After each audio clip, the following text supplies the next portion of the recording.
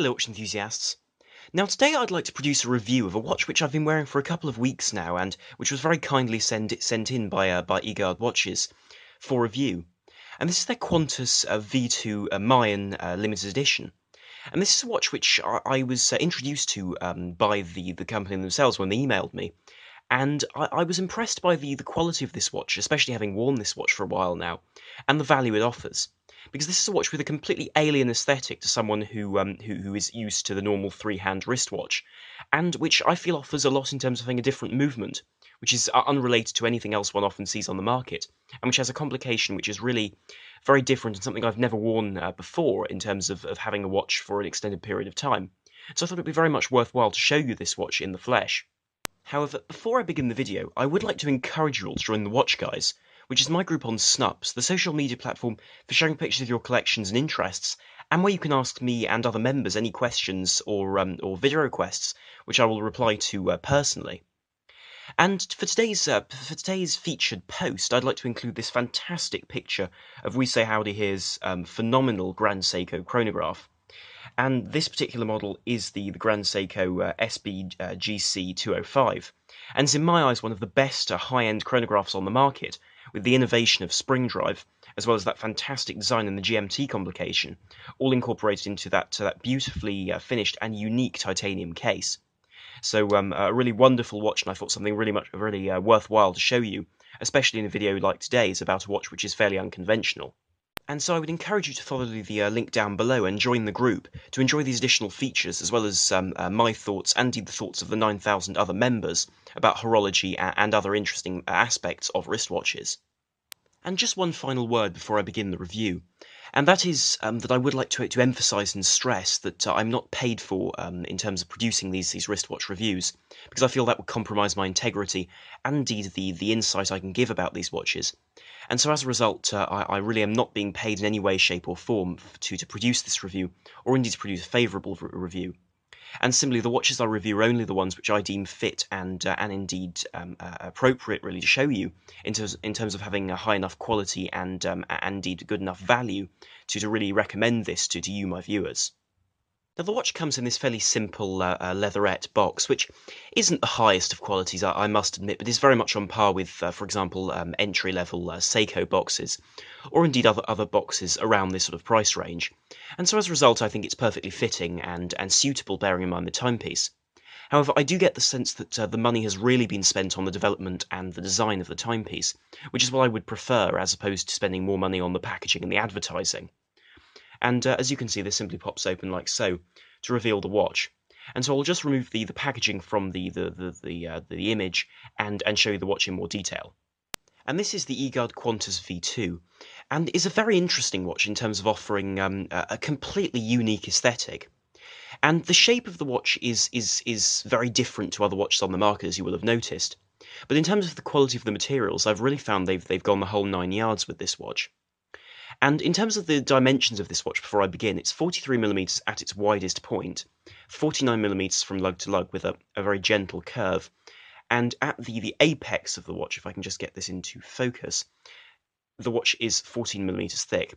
However, due to the fact that it curves over, it does slip under a cuff very easily. I'll show you that later in the video. And the watch itself is a peculiar watch in terms of its design, because it features this shape to the case which has a certain triangular aspect to it, but is still very curved.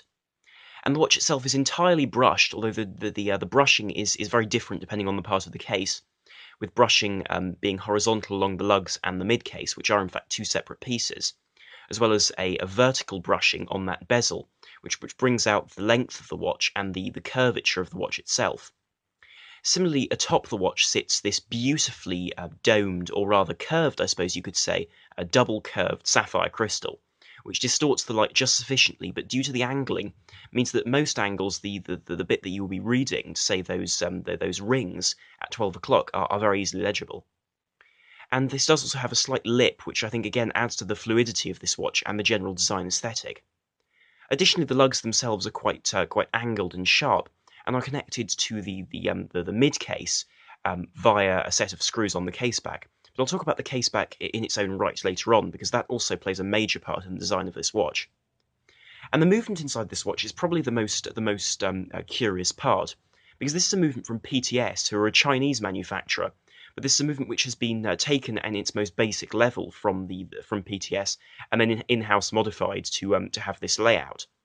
And the movement itself comes with these two balance wheels, as well as a smaller dial at 12 o'clock. But a lot of reworking has been done with this, as well as those discs being installed rather than hands, which again add a very, very different aesthetic to this timepiece. And courtesy of this PTS SO5, which is in fact modified, you see these double balance wheels at the front, which have a fantastic look. And in all fairness, one of these isn't functional, as only one drives the hands. The other one is purely aesthetic.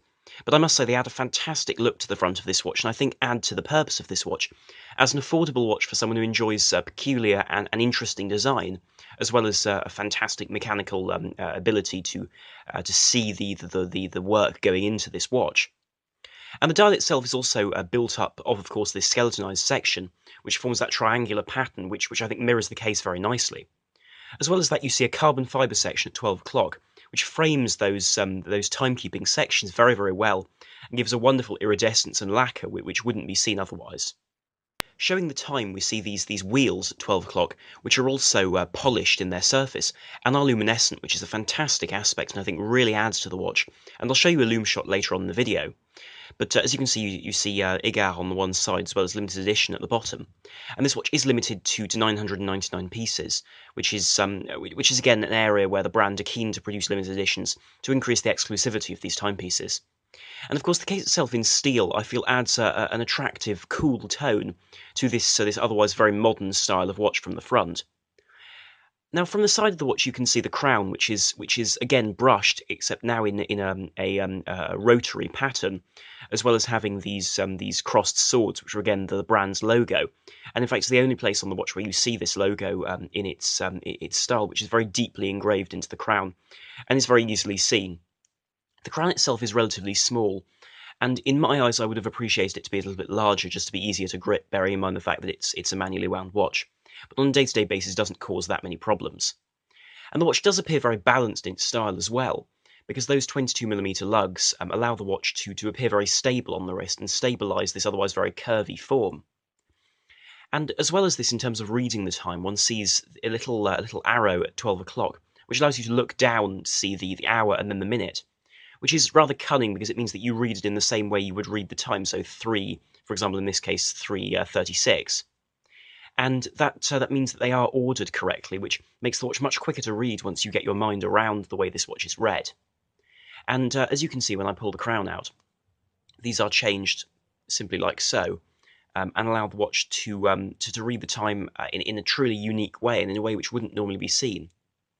On the case back of the watch, we see another interesting aesthetic, which is the inclusion of this Mayan pattern, with a type of face on this medallion, which is very, very deeply embossed into the metal, and is a separate medallion from the case back. And in fact, there isn't really a case back to this watch, because as you can see, the lugs are attached to a single piece with the back of the watch, which attaches to the mid case via these 4 screws.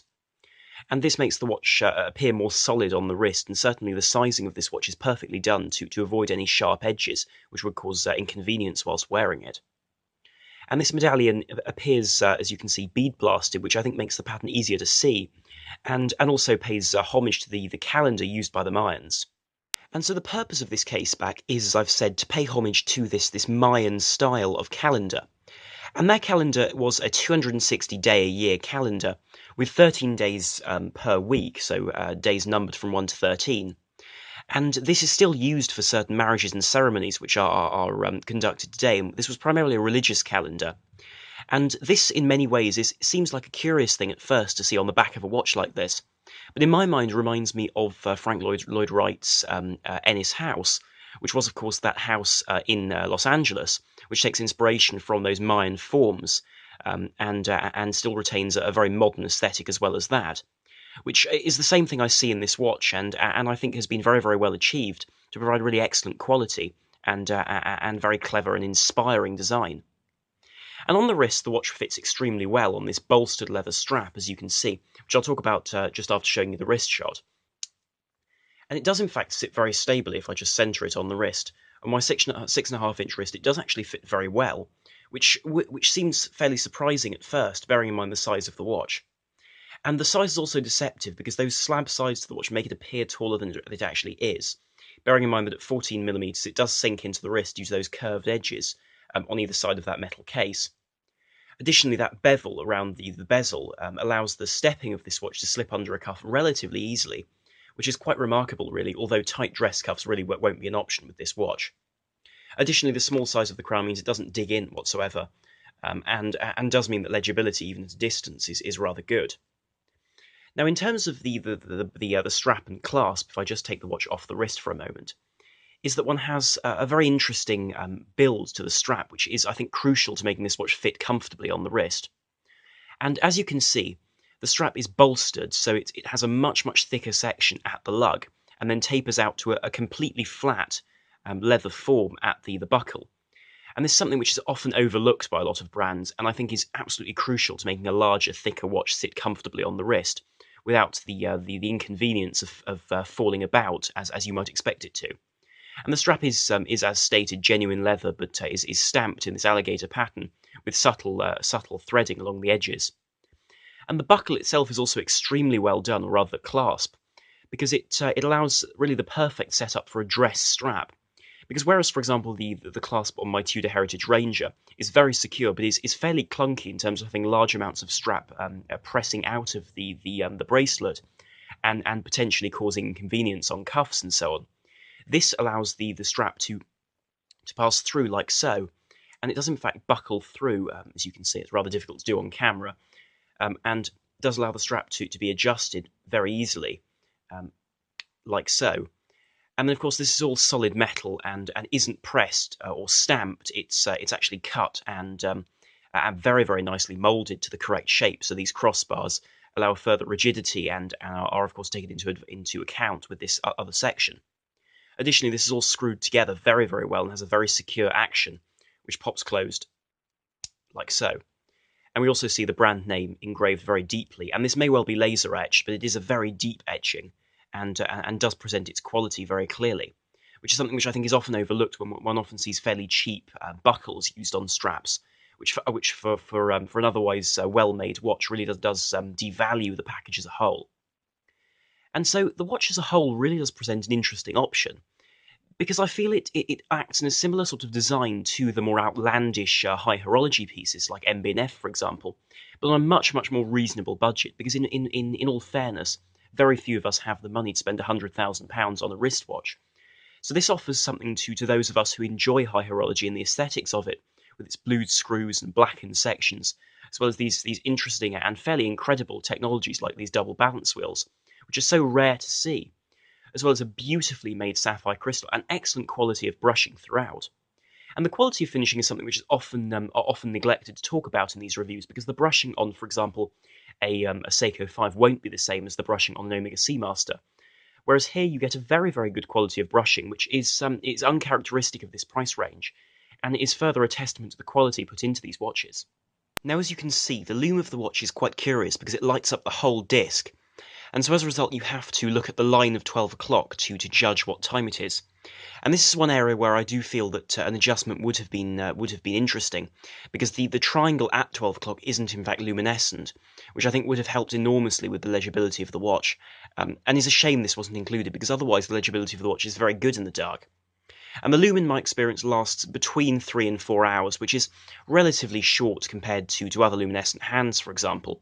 But I'm very conscious of the fact that this loom is going to last less time because they're simply smaller markers, and so as a result don't have the real estate to provide as much legibility. But nonetheless, it's very interesting to see this on a watch of this type, which is designed primarily to be a dress watch, or at least a casual watch, not a hard sort of sports watch. And so as a full package, I feel this watch offers something very interesting to a prospective buyer who's looking for something very different, with this fantastic display of the movement, as well as that very interesting and innovative display of the time. You get a watch which really is different from other options on the market, and does offer a lot in terms of the machining, which throughout, from the brushing to the machining of the crown to that fantastic caseback, is impeccably done, and really does show a real concern for the quality of the products. And this is only topped off by that gorgeous sapphire crystal, which works wonderfully to play with the light and make this watch an altogether more compelling option for someone who's looking for a watch between £300 and £400 in this type of quality. And the watch is available in a variety of PVD finishes in different colours, but my personal favourite must be the steel, with this excellent balance on the wrist, and I think a fantastic modern and classic aesthetic, which generally is very different to other options on the market, especially at this price range. And so I'll conclude this video here, but thank you very much for watching, and please do like, share and subscribe to help the channel, and to be able to enjoy more content here in future. So thank you very much for watching. This is Sam the Watch Guy, over and out.